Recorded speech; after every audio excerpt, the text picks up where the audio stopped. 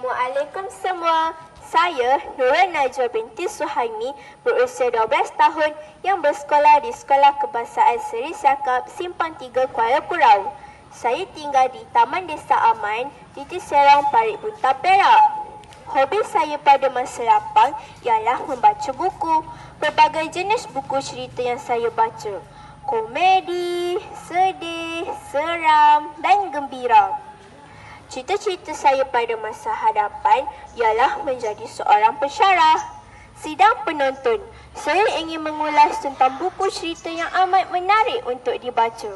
Tajuk buku cerita yang ingin saya ulas ialah Lieutenant Adnan Pejuang Kemerdekaan, hasil karya Osman Muhammad Rasul. Buku ini adalah salah satu daripada siri pejuang negara. Buku ini diterbitkan oleh Minda Didik Marketing Sendirian Berhad pada tahun 2008. Buku ini mengandungi 44 muka surat dan berharga RM12.25. Buku ini mengisahkan kehidupan Lieutenant Adnan sejak kecil sehingga beliau menyertai Angkatan Tentera disebabkan oleh minat yang begitu mendalam. Kesungguhan dan kegigihan yang ditunjukkan beliau melayakkannya terpilih sebagai rekrut terbaik. Seterusnya, beliau diserahkan ke dalam pasukan askar Melayu. Beliau kemudiannya telah dinaikkan pangkat sehingga bergelar Lieutenant Adnan. Ketika Perang Dunia Kedua, Lieutenant Adnan telah terkorban semasa mempertahankan tanah Melayu daripada serangan tentera Jepun. Pertempuran sengit di Bukit Candu telah menyaksikan gugurnya seorang wira yang begitu digeruni oleh musuh. Penonton sekalian, cerita yang ditulis dalam buku ini diolah dengan gaya penulisan kreatif agar dapat difahami dengan mudah oleh pembaca. Di samping itu, kita juga dapat mengetahui sejarah negara kita secara tidak langsung.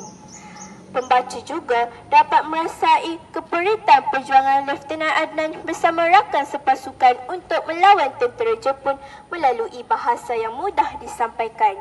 Keindahan bahasa yang terdapat pada buku ini diharap dapat menarik minat pembaca.